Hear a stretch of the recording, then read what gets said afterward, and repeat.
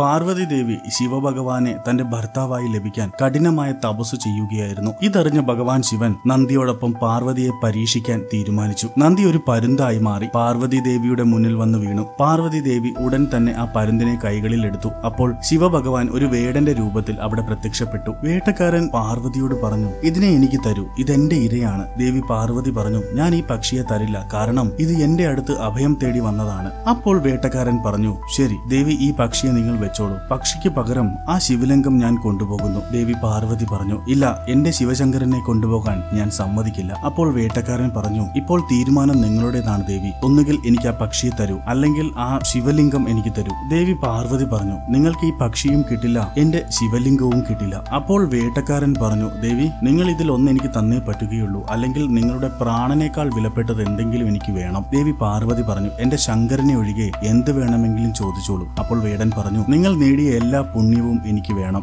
പാർവതി ദേവി ചോദിച്ചു, എന്തുകൊണ്ടാണ് എന്റെ പുണ്യം മാത്രം നിങ്ങൾക്ക് വേണ്ടത്? വേടൻ പറഞ്ഞു, ഞാനൊരു വേടനാണ്, പല ജീവികളെയും ഞാൻ കൊന്നിട്ടുണ്ട്, എന്റെ തലയിൽ പാപത്തിന്റെ ഭാരമുണ്ട്. നിങ്ങളുടെ പുണ്യം ലഭിക്കുകയാണെങ്കിൽ എന്റെ പാപവും പുണ്യവും തുല്യമാകും. മരിച്ചതിന് ശേഷം എനിക്ക് നരകത്തിൽ പോകേണ്ടി വരില്ല. ഈ പക്ഷിയെയും ഈ ശിവലിംഗത്തെയും രക്ഷിക്കാനുള്ള ഒരേയൊരു വഴി ഇതാണ്. ദേവി പാർവതി പറഞ്ഞു, എന്റെ ഭോലേനാഥ് പശുപതിനാഥനാണ്, അതായത് ജീവികളുടെ നാഥൻ. ഈ പക്ഷിയെ നിനക്ക് കൊടുത്ത് ശങ്കരനെ നേടിയാലും ഞാൻ ചെയ്യുന്ന തപസ്സിൽ അർത്ഥമില്ല. അതുകൊണ്ട് എന്റെ ഭോലേനാഥിനെ സാക്ഷിയാക്കി ഈ തപസ്സിലൂടെയും ത്യാഗത്തിലൂടെയും എനിക്ക് ലഭിച്ച എല്ലാ പുണ്യവും ഞാൻ ഈ വേട്ടക്കാരന് നൽകുന്നു. ഇങ്ങനെ പറഞ്ഞ് പാർവതി ദേവി തന്റെ എല്ലാ പുണ്യവും ആ വേട്ടക്കാരന് നൽകി. കൂടാതെ ആ പക്ഷിയെ ജീവിപ്പിച്ച് സ്വതന്ത്രമാക്കുകയും ചെയ്തു. ഈ കഥ നിങ്ങൾക്ക് ഇഷ്ടമായാൽ ലൈക്ക് ആൻഡ് സബ്സ്ക്രൈബ് ചെയ്യുക. ഹർ ഹർ മഹാദേവ്, ജയ് ഭോലേനാഥ്.